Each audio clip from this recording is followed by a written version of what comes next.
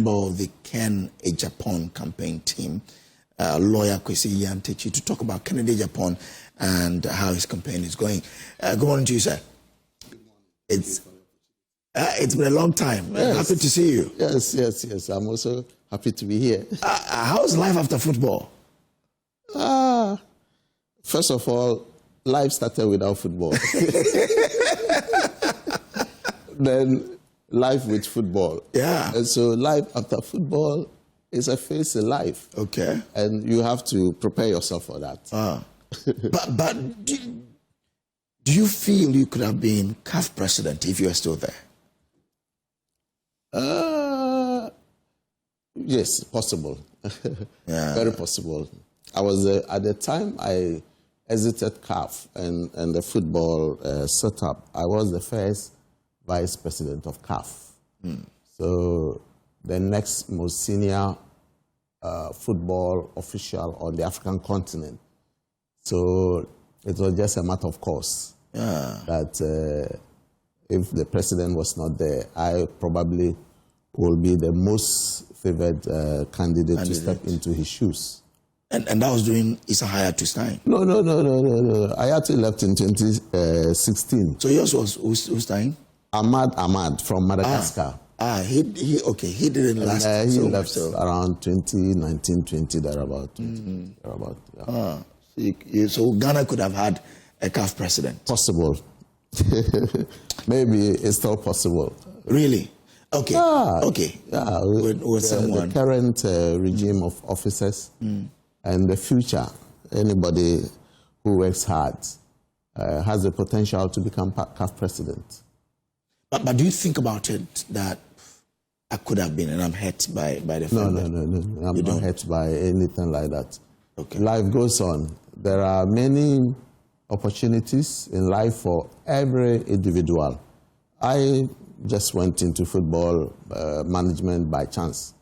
I started as a lawyer. I worked in the bank for a long time. Then it just came my way, and I just stepped into it. I never knew that I was going to be the head of football in Ghana and rise to the level I did in Africa in the world stage. Anyway, then comes politics. And now you are with the Kennedy Agyapong team. That's correct. What's happening? In fact, this is the very first time I'll be talking about Kennedy Agyapong on this big platform.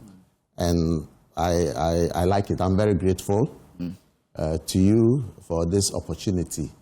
Kennedy Agyapong is one particular politician in Ghana whose popularity, in fact, knows no bounds. His acceptability cuts across his party. There are people in other political parties such as NDC, CPP, and other parties who admire and support him and wish that he will be put up as a candidate for the NPP so they can support him. In fact, we describe him as the luckiest politician in Ghana because he appears to be the only politician that almost all Ghanaians are yearning for and asking his party to present him as a candidate so they will elect him in 2028. If we go to the various markets, women, men, you go to mosques, you go to churches, you go to lorry stations, everybody is talking about Kennedy Agyapong. He comes out as a very fearless, courageous, and non-conventional politician who cuts through the stereotyping that people form about politicians. He comes across with a strong message. Kennedy Agyapong talks about employment. As we speak now, what are the kind of things that Ghanaian voters are looking for in a presidential candidate? We are looking about cost of living issues. We are looking about jobs and income guarantees. We are looking at messages on anti-corruption, and he seems to stand very tall on this. If we look at his acceptability, electability, and how people see him, he appears to be the front runner in this contest. And I am very hopeful that on Saturday, 31st of this month, the delegates of the NPP will elect him as the flag bearer of the party so that he leads the party into the 2028 election and stands a great chance of emerging victorious in the next general election in this country. Yeah, it is true. Kennedy is liked and loved. But the service that come does not really put in the front runner you're talking about. Which surveys? There are many surveys that are conducted. Okay. I just saw one of the Musa Dankwa, the Supremo, who has dominated this space for a while. And I respect him for the surveys that he's done. There are other surveys, and one notable survey is the one led by Dr. Ivan Zuya. I have read Ivan Zuya's surveys, which have a sample size of 10%, a bigger sample size than what our brother Musa Dankwa has been putting out. Musa Dankwa's sample size, I'm not sure, go beyond 2%. Okay. I think it's always 1%, 1.2%. It has nothing to do with acceptability of the outcomes of his surveys. But I believe that a research with a bigger sample size portends a wider acceptability and closer to reality than probably the one with the smaller sample size. Okay. That notwithstanding, I'm not taking away anything from Mr. Dankwa's sample. And that is really food for thought for us. When you see those surveys, it means that there is more work for you to do. You need to look at areas that have been highlighted. Probably you are not doing things right. But me, from where I sit, I have been deeply involved in the campaign of Kennedy Agyapong. I have played the role of a campaign director for the 5 northern regions. And so I have had the opportunity to visit at least 51 out of the 57 constituencies in northern Ghana. I've interacted with at least 3,000 out of the 36,450 delegates in the 5 northern regions. And the impression I get is that Kennedy is loved by the delegates. 3,000 out of 300 and something thousand. That's about 10%. Yes. I'm saying at least. At least. I've dealt with at least 3,000 of delegates. Directly. Indirectly, through phones and other mediums of communication, probably another 3,000 or 4,000. And that has emboldened my belief that Kennedy will win this election, inshallah, on 31st January 2026, this year. And what are the messages that Kennedy, or what is the message of Kennedy? We'll come there, but don't you get scared that Mr. Dankwa, for example, has had his predictions so right for a long time now, that when he says Bawumia is winning, that doesn't it scare you? But don't you also see that the research of Musa Dankwa, take candidates Bawumia, for instance, in 2023, he scored 61.4%. That was the actual result. Now, subsequent researches by the venerable Musa Dankwa have seen a downward trend or a decline in the standing from 61 to 57 to 51 to now 45 or so. Yeah. Of delegates. You know, the researches that he's done, there are different researches. Some of them are on NPP delegates, some of them are on NPP supporters, some of them are on Ghanaian voters, and so forth and so on. I'm just concentrating my comments on the NPP delegates. Okay. There are 211,300 approximately delegates who are going to decide the next flag bearer of the NPP. And they are the most important people in this regard. Okay. Every other person, your opinion may be persuasive, but it will not be binding on determining the outcome of this election. Okay. So I want to focus more on that. And I'm telling you that there is a slide, a decline in the performance. Vis-a-vis a rise in the performances of Honorable Kennedy Agyapong. The very last time I saw the... this one was done on 31st December 2025. Says In its latest survey report, Global Info Analytics, which has been consistently tracking the NPP polls for some months now, reviewed that Dr. Bawumia has now taken a 73% lead among NPP delegates. Following at second place is Kennedy Agyapong with 19 and Dr. Brian Achampong at 5%. Delegates? Yeah. I haven't seen that. Yeah. Is it delegates or supporters? Yeah, it's now taking a 73% lead among NPP delegates. And how many delegates did he interview? Did he indicate that? Let me go down there. Maybe I'll get how many. All right, let's okay. Not go into. Yeah. I'm not contesting that, but the point is that we are on the ground, and I respect him. Be that as it may.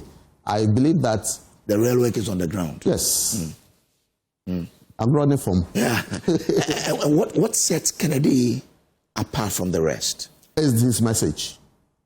Apart from the likability for him as a person, he comes out as a non-conventional politician, very courageous, truthful, and honest. When you interview ordinary people on the street, Okanokre, or penny person, he has empathy and sympathy for people.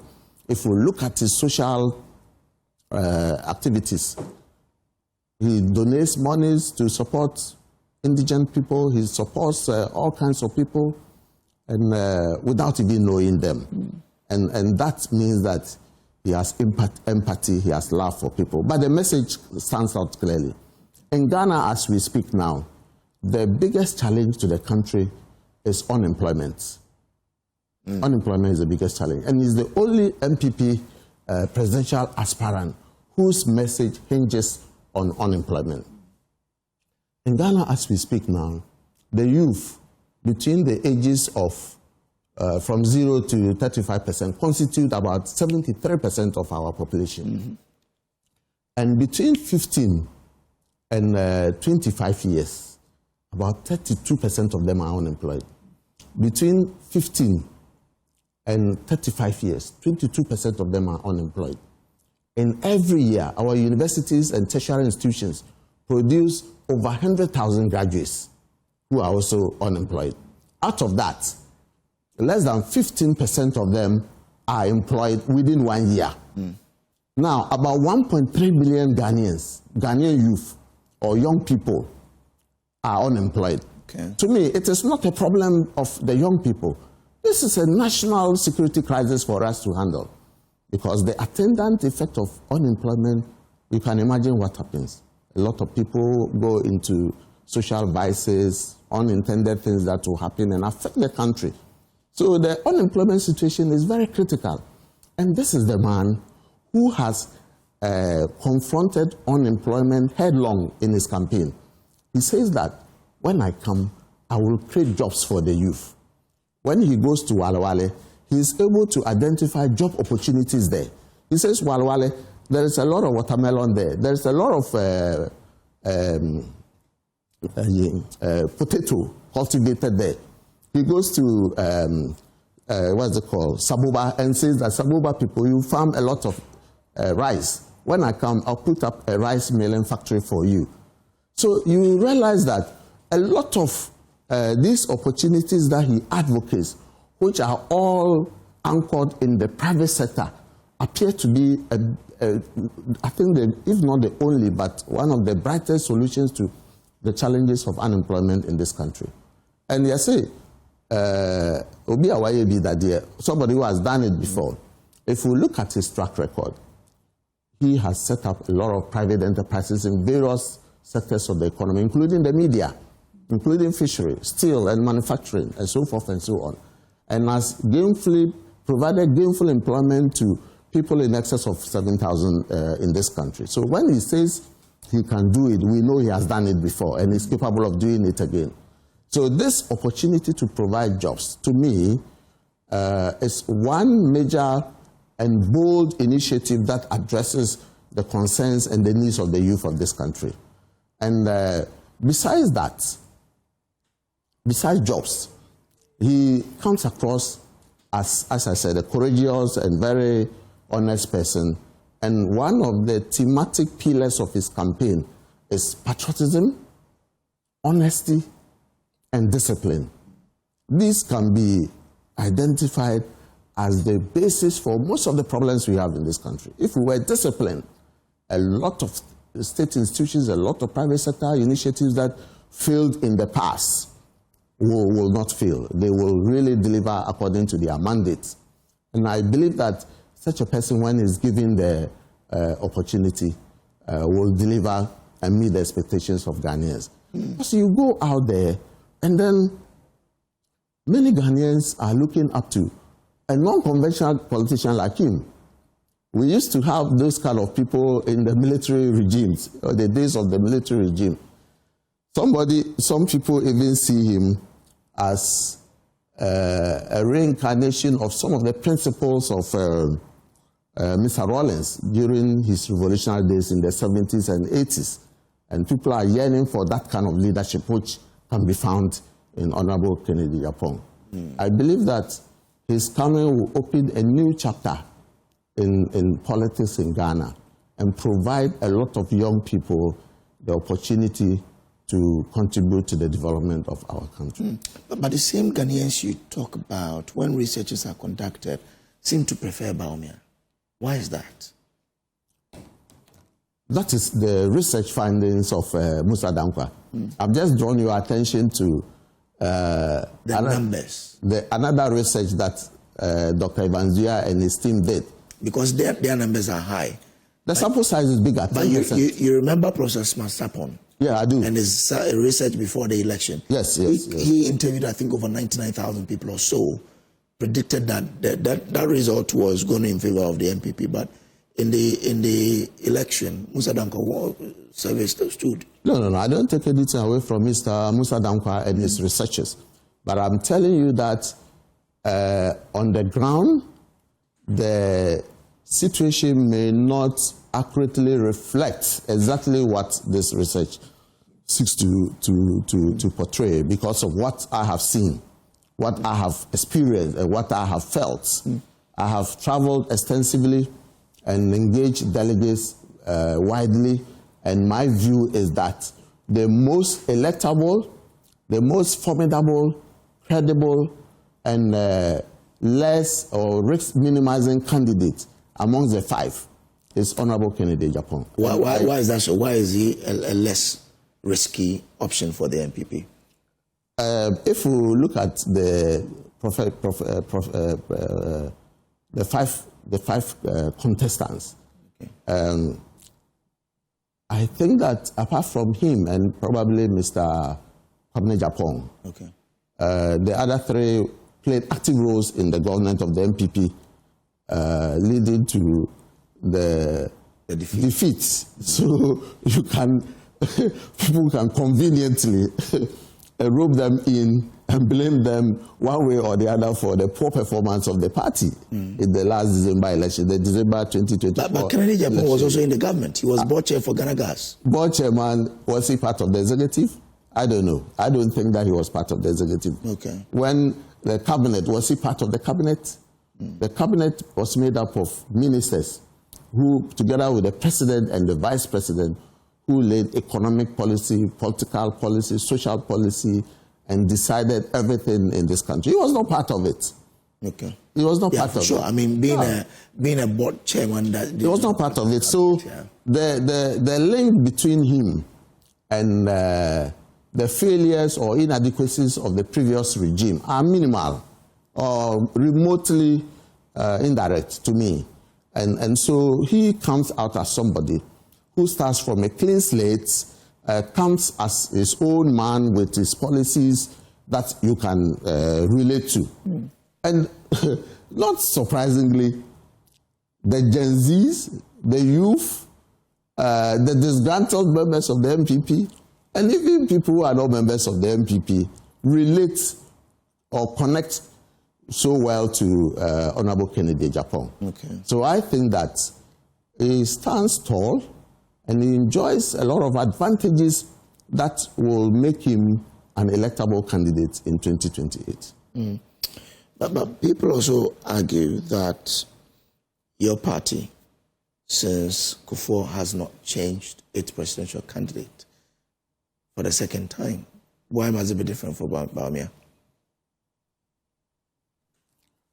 I think that it is not automatic that a presidential candidate will be repeated multiple times, maybe 2, 3, 4, 5 times.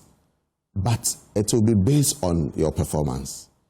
I believe that in 1992, when Professor Albert Adubois was elected, he was the most popular person at the time. Yeah. If you remember the famous speech he delivered in 98, breaking the culture of silence in Ghana, it made him very popular.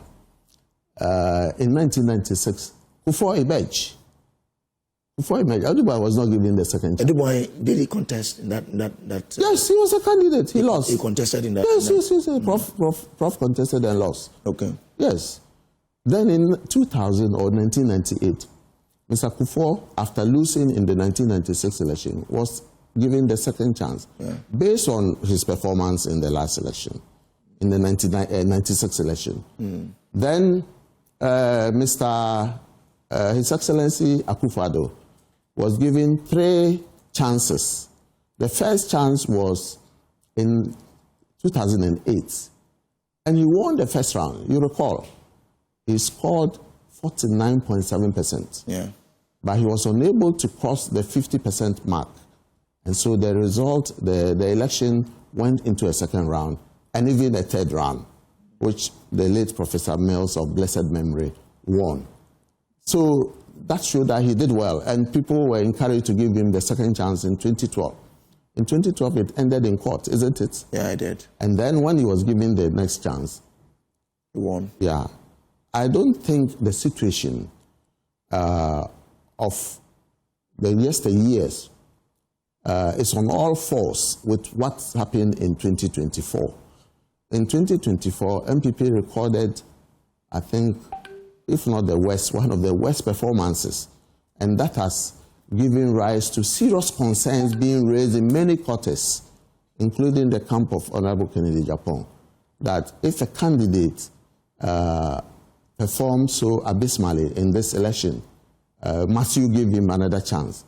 And so there is even an argument that, well, if Kufuor was given 2 opportunities and before he became president, and Akufo-Addo was given 3, then with this performance, we may have to offer the 2024 candidate 4 chances before he can recover. And Mr. Kennedy Agyapong has said that if Mr. Mahama lost in 2016 by 1 million votes, and then in 2024, our candidate lost by 1.7 million votes. If Mahama used 8 years to win or to come back to power, find X. Then 1.7 million is equals to X. And so find X. We haven't found X as I still sit here. Okay. X could be 4 years, X could be 8 years, X could be 60 years, X could be 32 years. And so it's worrying. Now you must be able to juxtapose this performance against the probable performances that other candidates can offer the party. You cite Kufuor's performance as the reason why he was given the second time, right? Yes. Kufuor got 39.7% in 1996. Yes. Jerry Rawlings got 57.37%. Yes. He was given another chance. Yes. Bawumia got 41.61%. Yes. Why not give him another chance? So if we look at the trend from 1996, the performances have been on an upward trend. In 2000, as recent as 2000, when Mr. Kufuor won, first round, he won, I don't remember exactly the percentage, but he won more than 46, 47%. Then in 2004, he contested and won. 2008, NPP didn't win, but the performance was 49%. Then in 2012, it was 47% or so. So to slip back into 41 is the issue of major concern to people. And if we look at Kufuor's performance in 1996 against a certain socio-economic milieu, military ruler, very popular military ruler, Jerry Rawlings. We had just come out of military rule, and Jerry Rawlings was very, very popular at the time. And so why don't we compare performances with recent ones and not very deep historical ones like the Kufuor era, which is about 20-something years or even 30 years ago. But his camp will issue it because if you talk about Kufuor being given another chance, and Kufuor got 30-something% yes. in 1996, then the camp also used that as a basis to say, why not give him a chance? When from Kufuor, we have not changed presidential candidate. Yes, but Kufuor won after 2 terms.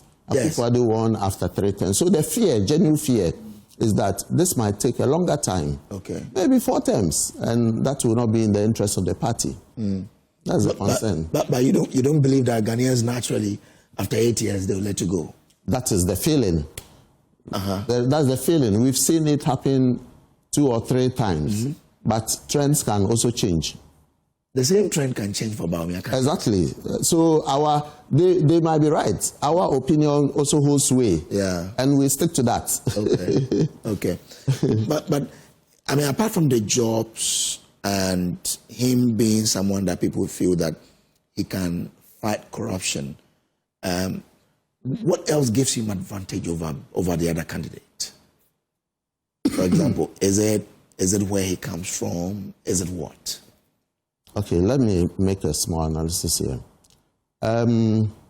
This has nothing to do with tribalism or ethnicity. No, not tribe. No, yes, not tribe. No, not at all. Yes. But I believe that somehow election outcomes are determined by a majority of the people, as if they met somewhere and discussed the outcome. The election. It just comes like that. You see swing regions like Central Region voting and changing from election to election. Over the years, we have seen Rawlings, the first president under the Fourth Republic, 1992. He came from the voter region, isn't it? Yes, voter region. He came from the voter region. And he had 2 terms. Then John Kufuor came. Ashanti region. He was given 2 terms. Then Professor Mills came. Central region. 1 term. 1 term. I mean, God called him. Yes. Then John Mahama came from the north. I think it's the Savannah region? Yes. Okay. Yes. He came from the north, 2 terms. And it's most unlikely that having given NPP the chance to elect a flag bearer and a president from the eastern region, Ghanaians will be ready again to elect or give the chance to another person from the NPP from the eastern region in 2028. Okay. That's my personal opinion. Okay. Now, the same vein, John Mahama, coming from the northern part of the country, will leave the scene or expected to leave the scene in 2028. It is most improbable or most unlikely that Ghanaians will give another person from the north the same chance. You think Ghanaians consider that? I think so. It has happened. That's what I said, that the decisions are taken as if we met at an auditorium and took the decision. And the 2024 candidate of the presidential candidate of the NPP himself made this point when he went on his campaign tour. He said it in Savannah region. He said it even in while I was there when he said it. That what? He said that the election, whether Ghanaians liked or not, a Northerner was going to be elected president of Ghana. And it was either Dr. Bawumia or His Excellency John Mahama. And that after this particular election, it will take a long time for another Northerner to be elected. But John Mahama had the option to be elected for 4 years. And he had the option to be elected he could be president for 8 years. So Northerners should decide whether they wanted a president for 4 years or they wanted a president for 8 years. But you said trends change. I'm just using his own words. It's not my postulation. Yes. And I'm saying that that trend of say we won't allow it to go, that it can also change, can't it? It's my argument. It's my point. Okay. Some people think so. It is not the entirety of the people who think so. But he said it. He thought so at the time. And he tried to use it to his advantage. And that is the point that I'm building on. That if, assuming that what he said is true, assuming without admitting that what he said is true, it means that in 2028, people who thought like him in 2024 and others will most unlikely want to bring him on board. And so Kennedy could be an option for the party to retain power. That's what I think. That when you look closely at the way we vote in this country, you feel that, I mean, Bawumia from where, I mean, even in 2024, the way he conceded early, and you know that in politics, people look at certain things, especially, is this person peaceful? Is this person humble? You think people won't consider that to say that we prefer Bawumia to any other person? I think that we have to learn to play according to the rules. The electoral rules of the country have given the Electoral Commission a certain time frame within which to declare winners. And for the presidential election, I think it's 72 hours after the election, 3 days. And I think that the framers of the Constitution had good reasons for that. So election results could not be held in abeyance, and then everyone is aware that within 3 days the election results will be declared. So you don't have to rush. You don't have to take anything outside the legal permissible framework. So I expect that all the parties, the participants in the election will play according to that rule. And from 1992, that has been the practice. In fact, it is not only a practice, but that is the requirement of law. So in 92, we waited 3 days before the election was declared. 96, the same, up to 2024. So if there is an early concession, the early concession probably must be based on very obvious facts of defeat. But that was not the case. Even after the concession. How do you make that argument? Listen to me. I'm talking about parliamentary resource. I'm not talking about the presidential resource. But he was a flag bearer. So the impact of the early presidential declaration on parliamentary resource, I think it affected one way or the other the election outcomes in some constituencies. And some MPs have come out. But you saw that. But I don't have anything against. I don't have anything against the presidential election, because after he conceded, nothing changed. Nothing changed. But there was. But the effect of that. But the tension. When there was too much tensions in the country, and in 2016, the NPP actually came out to say you've won earlier than the EC because your system pointed out to the fact that you're winning. So if in 2024 your system again tells you that you're losing, what prevented we've also witnessed declarations here in this country where the losing party has said we are in a comfortable lead. Those early concessions or declarations are of no moment. No legal consequences. Yes, I get it. Until the Electoral Commission declares. Yes. But in terms of maintaining the peace and assuaging the feelings of the people to reduce tension, that's fair. But I'm saying that an early concession of a presidential outcome without regard for probably what is happening at the parliamentary front may be detrimental. And we did see that. That's the point I'm making. We did see that. We cannot be one-sided. We have to be holistic. Look at the whole electoral event as a whole, and then you can come to such a judgment.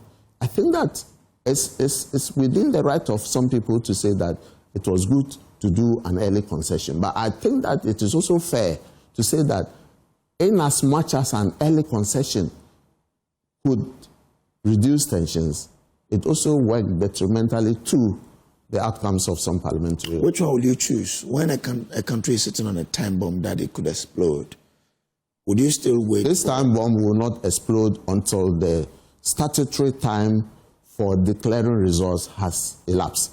If the Electoral Commission sits by and after 3 days it doesn't declare results, then there will be an explosion. But within that time, yes, there could be an explosion. I mean, political unrest, disturbances, and protests all over will erupt. And that's not what we want. But within the 3 days, what kind of unrest? People will make noise, but the law is not on their side. They have to wait for the 3 days. Will that force the Electoral Commission to declare results even though it hasn't finished its work? And mind you, regardless of what a political party or a candidate thinks, by virtue of the fact that your intelligence gives you results ahead of the declaration of the Electoral Commission, your results is not what matters. It is the Electoral Commission results that matters. When the Electoral Commission declares, that is it. If you don't agree, you can go to court. But when the political party says, I have conceded or I have won, it doesn't mean that is the situation. And it can just guide people, but it is not of a legal effect. In 2016, we applauded the NPP and your IT team that you were able to call your election credible, because it was that and the EC one. With the benefit of hindsight, you did it with the benefit of, you did it outside the 3 days. You did it after the Electoral Commission had confirmed that. No. The NPP one? Yes. No. Yababa somewhere and Co came out to announce midnight, was 1 a.m. or so, even before the Electoral Commission. That's when Charlotte was delayed. But we've seen where people have declared results that have tend to be unreliable or untrue. So it's commendable, but it's not foolproof. Okay. Yeah. So when you go to the grounds, are the people saying they will vote for your candidate? Yes. There's no doubt about that. Okay. I don't have any iota of doubt about Kennedy winning on 31st December. I don't have any doubt about that. If he doesn't win? If he doesn't win, that's the will of God. If he doesn't win, that's the will of God. Okay. I would just say that man proposes, God disposes. But I am more than convinced, based on my interactions with delegates, and talking specifically about my core area of mandate, which is the 5 northern regions, I can tell you that we are winning even constituencies in the north. Okay. Yes. But Brian Agyapong is also making inroads there. Yes, everyone is making inroads. Yeah.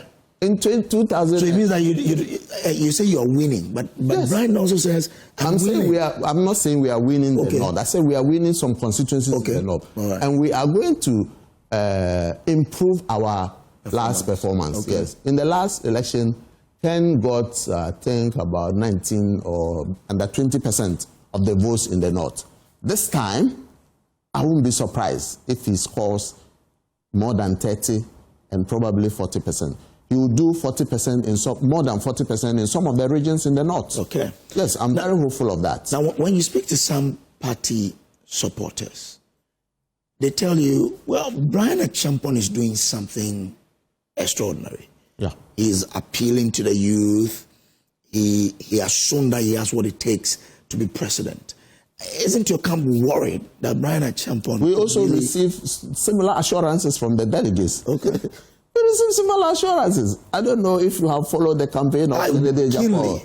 Yes. Yeah. When we went to the north, it was very impressive. I have several friends who are with you, so I've been following. Very impressive. And I can confirm to you that I don't know where you got these reports of assurances to Brian Agyapong, but I won't be surprised. I speak to party supporters. Yes. Yeah. Then speak to more party supporters. I don't know how many party supporters. I speak to quite a size. Brian Agyapong. You know, where we say it, we get a lot of information. Exactly. Yeah. I don't dispute that. But Brian Agyapong is doing well. Dr. Bawumia is doing well. But Honorable Kennedy Agyapong is doing better. Oh, okay. I like how you put it.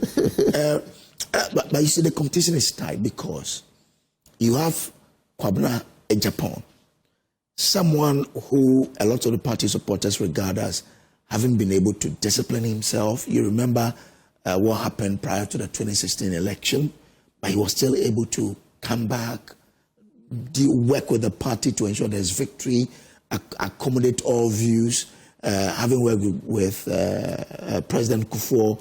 People feel that, I mean, he's worked hard. It is time for the party to reward him. You feel they would disregard Kwesi Agyapong and vote for your candidate, Kennedy Agyapong? No, I think that, let me make this point clear, that all the 5 contestants are men worthy of being elected as Flagbearer of the NPP. All of them, all the 5. They've all distinguished themselves in their own right and in their sphere of authority or work. Each of them, if you take him as a person. But you can't elect 5 people to be Flagbearer. You have to elect one. One must be the Flagbearer. So you do a balancing act. You look at the strengths. You do a SWOT analysis, the strengths and weaknesses of each and every one of them. So I don't disagree with any suggestion that Mr. Kwesi Agyapong is a formidable candidate on the basis of his proven track record as a party general secretary, as a press secretary to the president, so forth and so on. The same with Mr. Yao and Dr. Yao. The same with Dr. Brane Champon. The same with the former vice president. But I, based on what I have seen, what I have felt and experienced, and what I have seen running around the entirety of this country, I think that Honorable Kennedy Agyapong stands tall. He is a step ahead of them. Yes. And I encourage all the delegates, 211,000 plus, about 211,300 of them, should look at the candidate that Ghanaians are yearning for. You are a delegate. A delegate is just a representative of the party supporters in the constituency. So you do not necessarily have to decide who you want based on your personal whims and caprices. You should look at what the people want. Who are they yearning for? Just do a poll outside here. You and I, after this program, let's walk out. And then meet people at random. The first 5 people, and ask them, who will you vote for? In fact, I will put this phone as my bet that if you win, if I don't win, I'll give it to you. But I'm going to assure you that more than 50% of the people who meet will tell you that if you bring Kennedy Agyapong, they'll vote for him. But is that not what Mr. Dankwa does? And 57%. I don't know where he does his research. Of Ghanaians prefer Bawumia. I said that I don't know where he does his research. Okay. But I am talking about street people. Circle is just here. Let's go to Circle. And then we can agree on the modalities for our research. Maybe the first 2 people we meet, we don't talk to them. Then every 3rd person we meet, we pick him and talk to him. And see what outcomes will come out with. I am very, very optimistic that Kennedy Agyapong's popularity even transcends the boundaries of the NPP. In my rounds with him, I travel around the country with him. We came across people in other political parties who stepped forward and openly confessed their admiration for the man Kennedy Agyapong and said that if the NPP, I'm sure you've heard this popular refrain that no can, no vote. That's what the street people say. I don't say that. But the street people say, the ordinary people of this country who matter.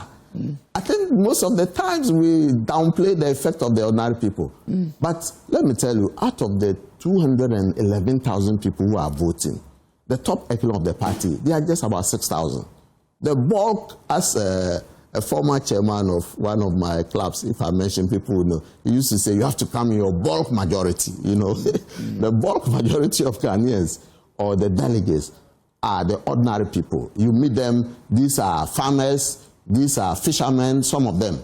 Some of them are traders, some of them are ordinary people, our brothers, our fathers, our mothers, who really represent the feelings and aspirations and expectations of the teeming majority of Ghanaians. They come and say, it is Kennedy Agyapong we want. So this craze for Kennedy Agyapong is like a movement. It's like a movement, whether you like or not. You may dislike him. It doesn't matter at all. Is it more than apartheid? Probably. You may dislike Kennedy Agyapong, but it is not about the man alone, Kennedy Agyapong, but the attributes, the qualities, the things that we see in him that we think he can. He's selfless. He's coming to remedy many of the wrong things that have happened in our politics. And I believe that we should give him the chance. You have given chances to lawyers to rule this country. You have given chances to economists to rule this country. You have given chances to soldiers. Who was the economist? Nana Akufo-Addo studied economics. But he's a lawyer. His profession is a lawyer. He came on. Yeah, he did economics and law. But he didn't master in economics. Okay. He came on the seat as a lawyer. Okay. President Kufuor also came on the seat as a lawyer and a governance person. Okay. Professor Atamos was a taxation expert. He was also a lawyer. My former professor. Exactly. Yes. John Mahama is a communication. Correct. Let me put it in the right context. So we're giving opportunities to lawyers. We've given opportunities to communication experts. We've given opportunities to soldiers. Rawlings was a soldier. And we have seen what each of them brought to the table.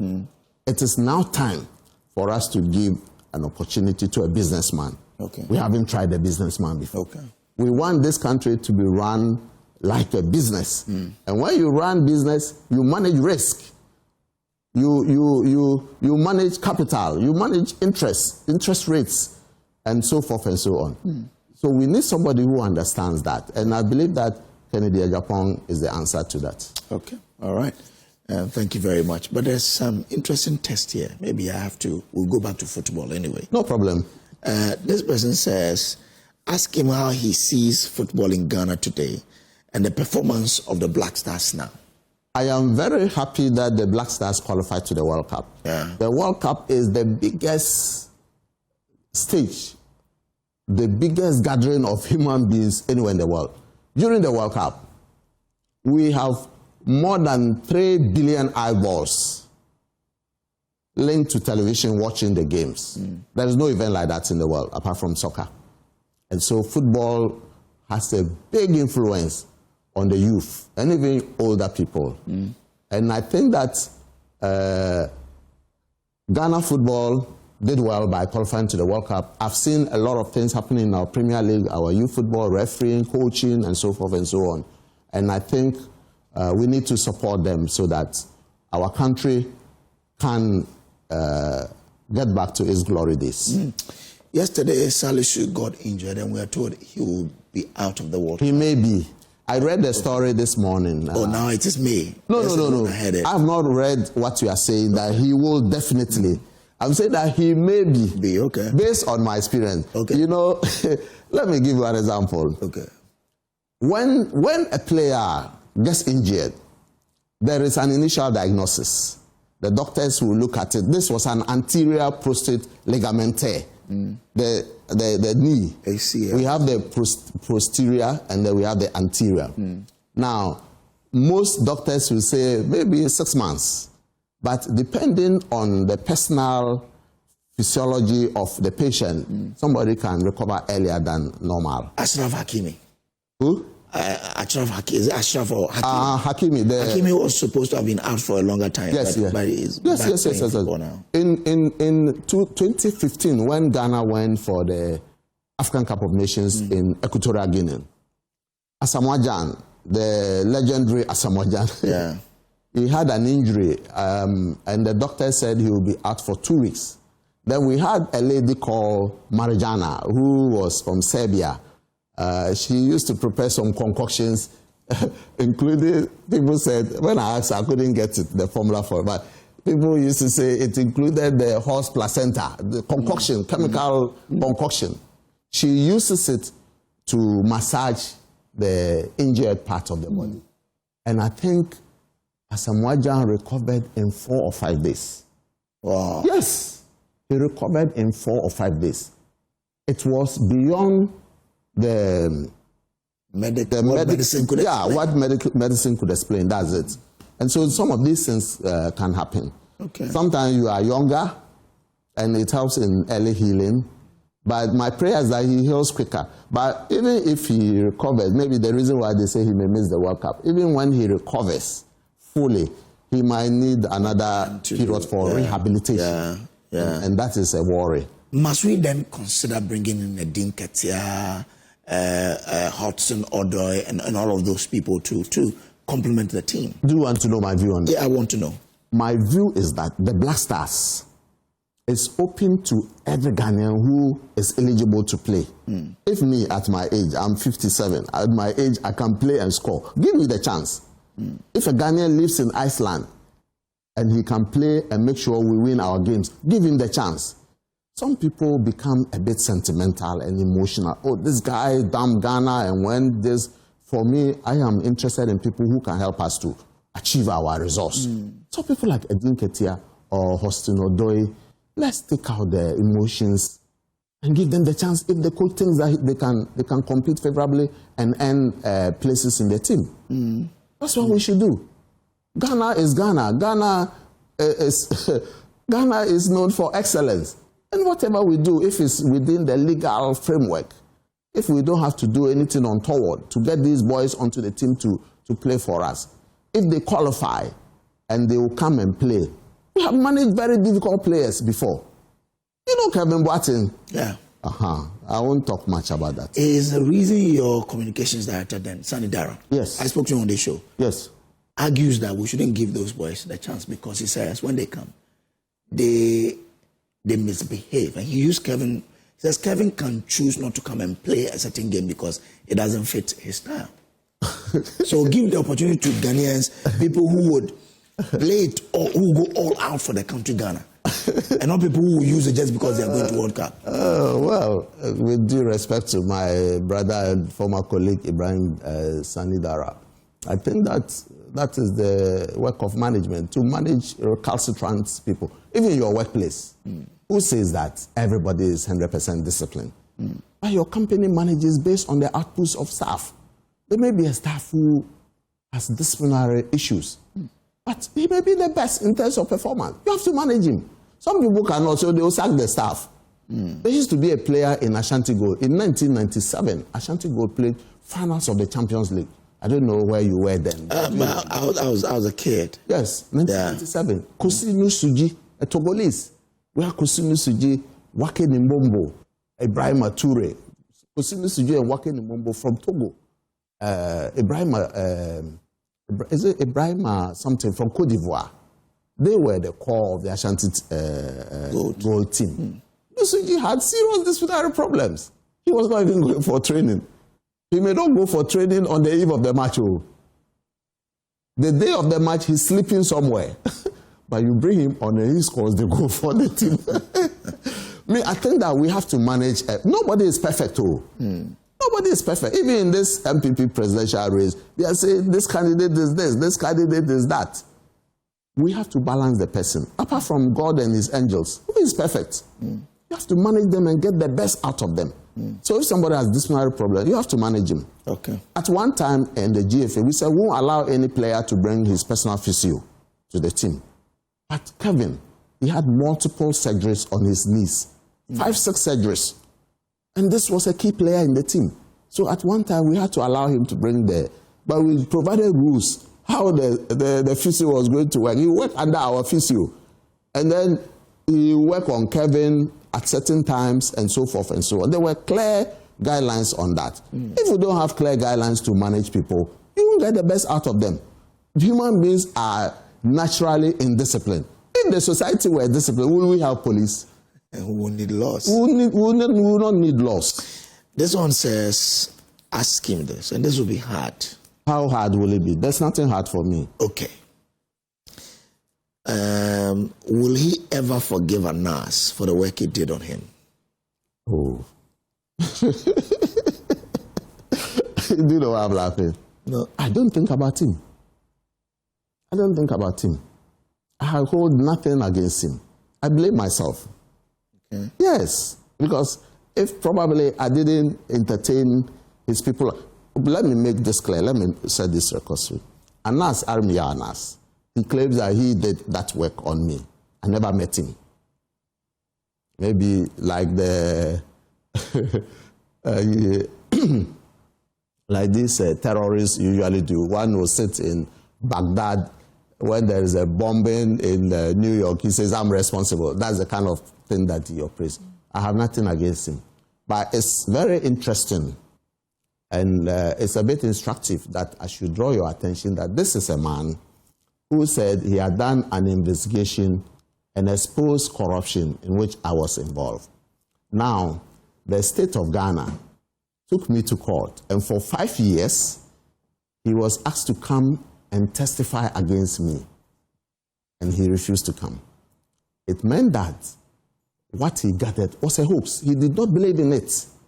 If he believed in it, he would have come forward to court so that he would be cross-examined, ask questions about what you did. Because nobody can be condemned in this country unless you are given the right to a hearing. If you are not given a hearing, you can never be condemned by a court of law. So the court said, not the court, but the state said, come and testify. Then you were dilly-dallying. I want to cover my face. I want to do this. The matter went as far as to the Supreme Court. And the Supreme Court said that you have to look at the interests or the rights of the accused person vis-a-vis the rights of the accuser. And in this case, one who calls himself an investigative journalist. You can't cover your face and give evidence against a person. How is the person even able to ascertain that you are the one giving evidence? Is it a kangaroo court? We don't operate a kangaroo court. But that is his biggest weapon, concealing his face. How weaponry is this? There is nothing weaponry in that. Maybe I didn't choose the right word, but I mean, no, his whatever biggest it asset is for people not to know that this is the real Anas. I don't think it changes anything. Okay. To me, in my personal opinion, the best investigative journalist in this country, my guess is as good as yours. Manasseh is the best investigative. Look at the work that Manasseh has done. Everybody knows him. He doesn't blackmail anybody. He presents the facts, you defend it. If you cannot defend it, then it goes on. Did someone blackmail you? This was a blackmail. Which one? Anas system. A blackmail in the sense that you claim you have evidence of evidence of corruption against a person. Come to court, you are dilly-dallying, and yet you hold on to those views. You are not even bold to come forward and say, I'm not able to substantiate my allegations. But is it blackmail when you are asked to pay something and you didn't pay? That's when I'm doing this because you didn't pay the money. That's blackmail. No? It's there. I didn't want to say it. You've said it. Oh, so that happened to you? Yes. In my case, his friend, a lecturer at the University of Ghana, I don't want to mention his name, asked him which friend of his approached me. I didn't know him. He called me and I went to his house and he asked for a certain sum of money. I put it out in my press statement in 2018. How much was it? $150,000 US or something. And I gave 100,000 or something. And then what. So you gave the money? Yes, I did.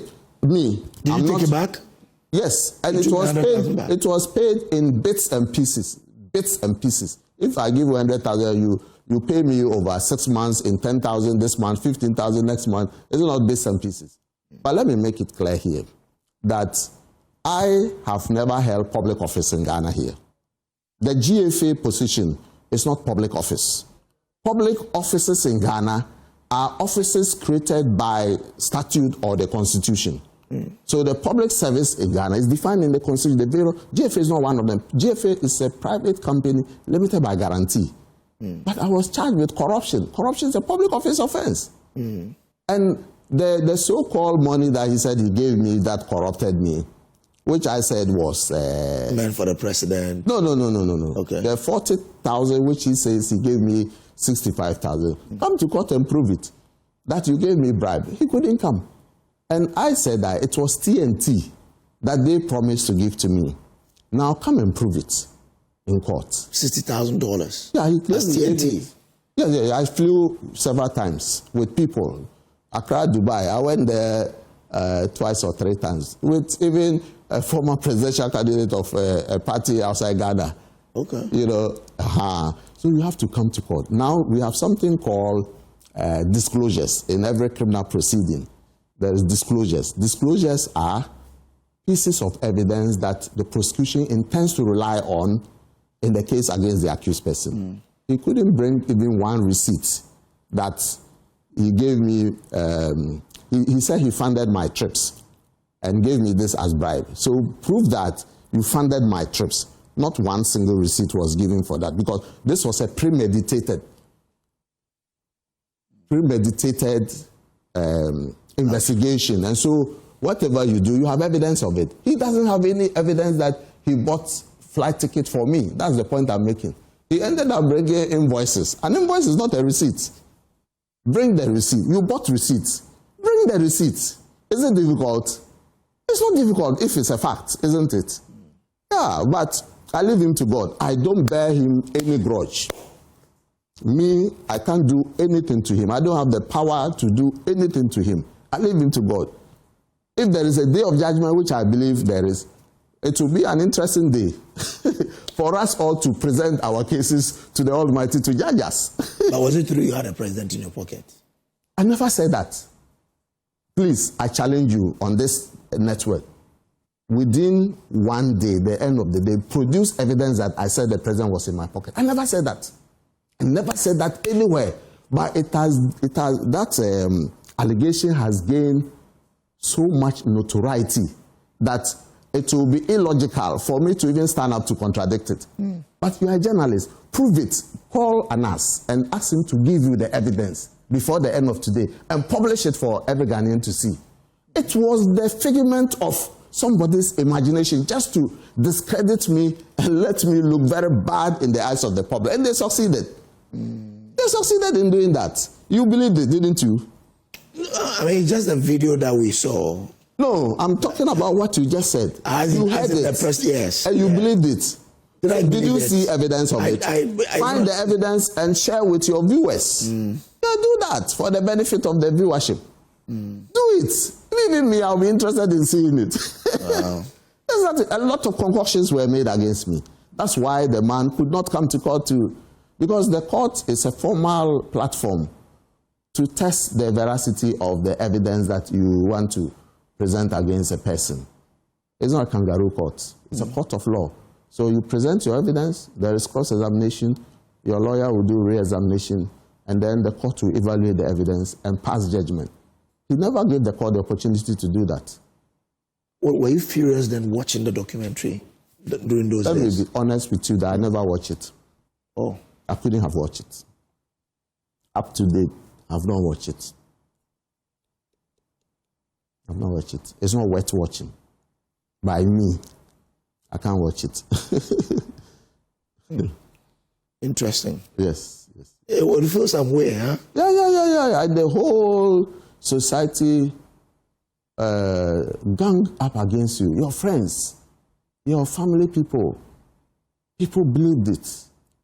You know, that has happened. So we have to live with it. What was the impact on your personal self and your family, your immediate family? Oh, it was very bad for me. Very, very bad. I thank my friends who came around and helped me to navigate through this personal turmoil in my life. Yeah. And at that time, let me tell you something that happened. My daughter was in school. That time she was in GIS. She was 9 years. She asked me a question. And it's sad. She said, "Daddy, is it true that you are a thief?" Then I said, but you too, what from this funny question? She said she heard it on radio. She heard it on radio. You know, for me, I don't listen to radio when I'm in my car. I don't listen. But I think a driver or somebody took her from school and she heard it and she asked me. And I said, it's not true. You know, imagine this. A judgment by such a damning question by your old daughter that I heard you are a thief. Is it true? Wow. Yeah, the damage is irreparable, but I don't have anything against him. He should relax. If his conscience is battling with him, it's between him and God. I'm not part of his worries. It blocked your opportunities, right? A lot of them. A lot. Some I can talk about in public, others I cannot. Which ones can you talk about in public? Immediately, it happened. The condescending posture of some people towards you. They see you as a condemned criminal. So the aura of respectability around you is broken. They can just stand in front of you and say anything to you. And it was very damning. You know, very, very damning. you know. And at that time, I went to the U.S. Embassy for renewal. In fact, they wrote to me. The U.S. Embassy wrote to me. The U.S. Embassy in Accra wrote a letter to me that my visa had been revoked. So I went there and said, what is the issue? That, I was found in a video receiving bribe.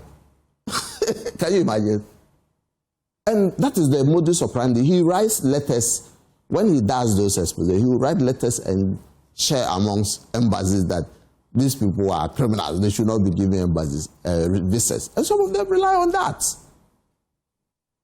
Yes, I think it's more of a personal thing to him than fighting corruption. Because if you fight corruption and you say you have exposed a person, you leave it and move on. But to go beyond that and do personal things, it's a fight of something personal, unknown personal interest that I can't just imagine. Has your visa been restored? No, not yet. I have not gone to US since then. Wow. Yes. Ask him why he did that. Because that's what the embassy told me. Ask him. If you cannot enter the US? No. Wow. Yes. Because of him. Do you travel anywhere else? Yeah, are you able to? I go to any country that I want to go. But not the US? No. So not from US? Nobody... It was the only one. He works with the US Embassy. People claim he works as something there, but I don't know. What are it's very shameful to do that. Okay. It's very shameful. What other opportunities did you lose because of that? A lot of them. If I talk about them, we'll end this program. Let's leave it here. Ghanaians are interested in, if you go and see the eyeballs now, we're increasing. They are interested in... Why? Will you share the eyeball revenue with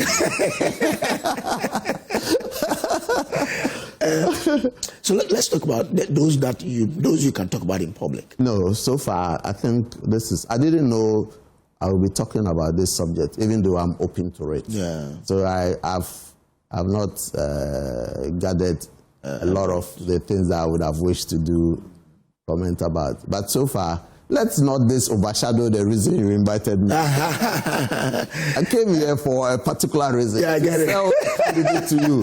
Why do you bring this? We've sold him a lot. We've done a lot on that. That's why I wanted us. And you are now sure that he'll win, or you don't think so? Oh, I'm not a delegate, so I would leave it to you. Talk to the delegates you know.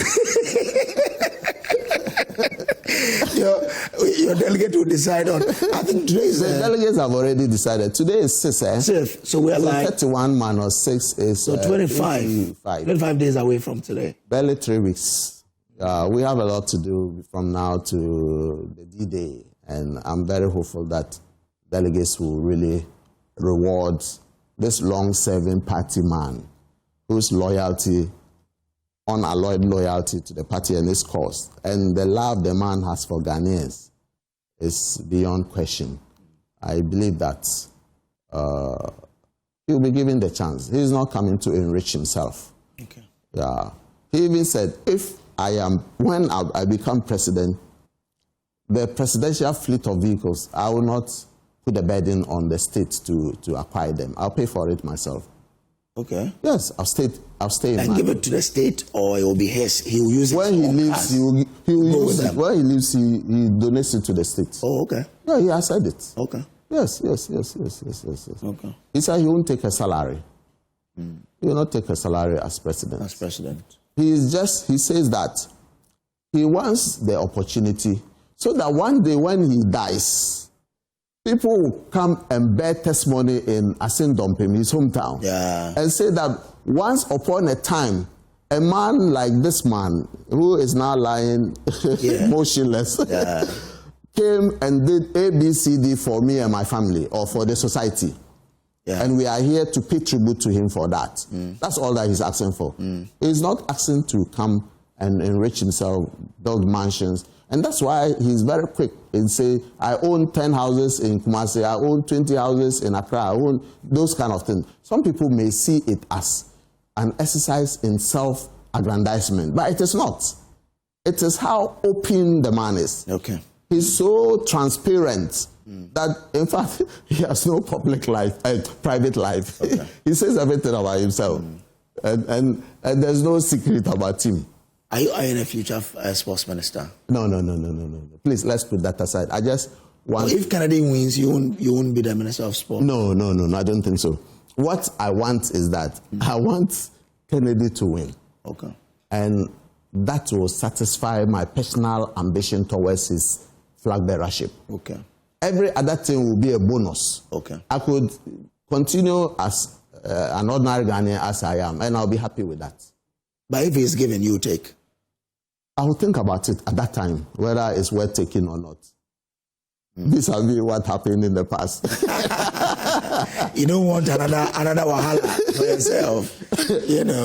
I'm a Ghanaian. I can serve Ghana in so many capacities. Yeah. When I was at the GFA, a lot of people even forgot that I was a lawyer. They didn't know that I was a lawyer because they thought football administration was a full-time job for me. And I had excelled in that sphere. And so they thought that I had a degree or a master's degree in sports management. No, it was just out of interest. But I'd been a lawyer.